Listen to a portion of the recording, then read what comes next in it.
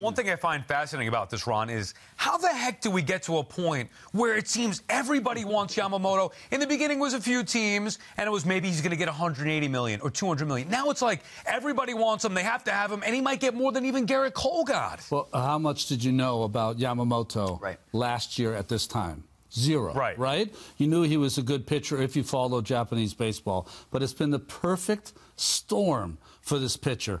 Darvish came over at 25, Hideo Nomo at 26, Tanaka came over at 25. He's coming over at an age where he is the best pitcher in that league.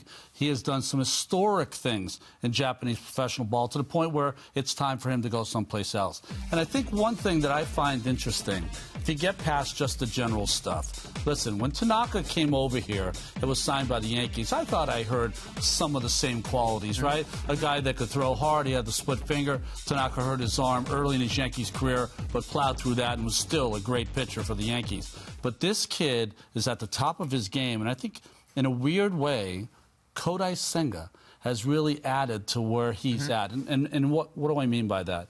Senga came over, and this, it's not nonsense, but culturally having to be at a new place, the size of the baseball, pitching in the major leagues where you're supposed to pitch every fifth day. That's not true anymore anyways.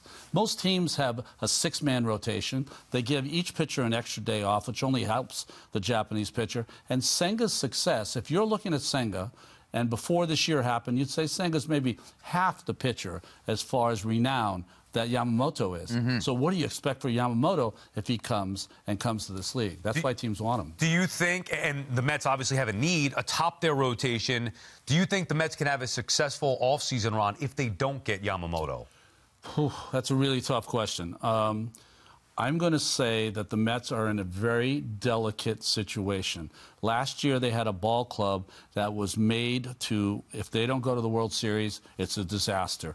And what has happened, I think, now is that they have this president of baseball operations who's so smart and has spent his life trying to win on the margins with Milwaukee, but now he's got a little more to work with. But the fan who follows the Mets knows that the $20 billion man owns the ball club, and I think it's almost like a no-win situation.